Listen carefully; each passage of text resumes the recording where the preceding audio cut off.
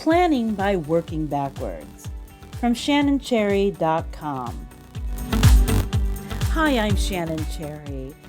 I have been working on product creation and marketing products for my entire career. And more importantly, I've been helping others do the same. And now I want to help you. Before you create any info product, you need a plan. And one of the best ways to plan is to work backwards. Now, when I'm talking about working backwards, I don't mean you keep taking steps back and back and back. That can be awkward and, frankly, for me, terrifying. What it means, though, is that you're going to set your mind back. This technique has worked for major companies, as well as people like me as an individual. I think it can work for you when you create a product or even market it. Over the past 25 years, Amazon has transformed itself. What began as an online bookseller has become one of the world's largest retailers. So how did they do it?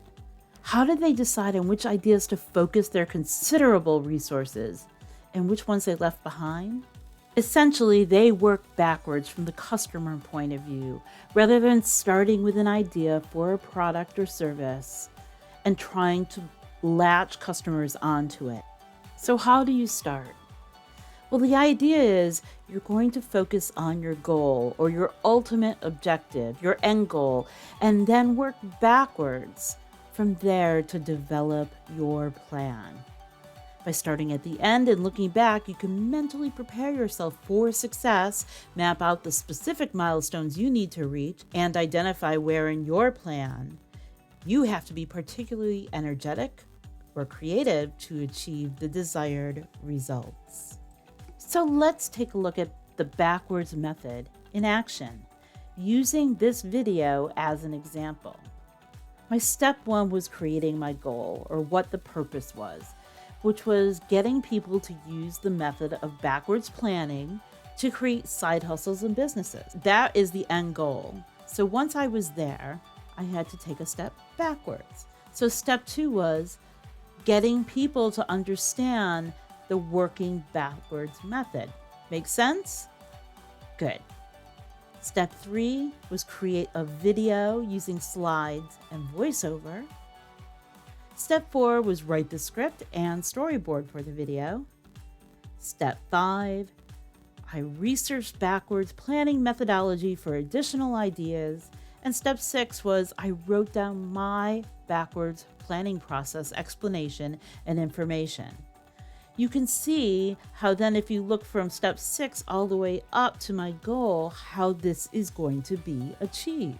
Now here's why the backwards working method works. First of all, it eliminates scope creep.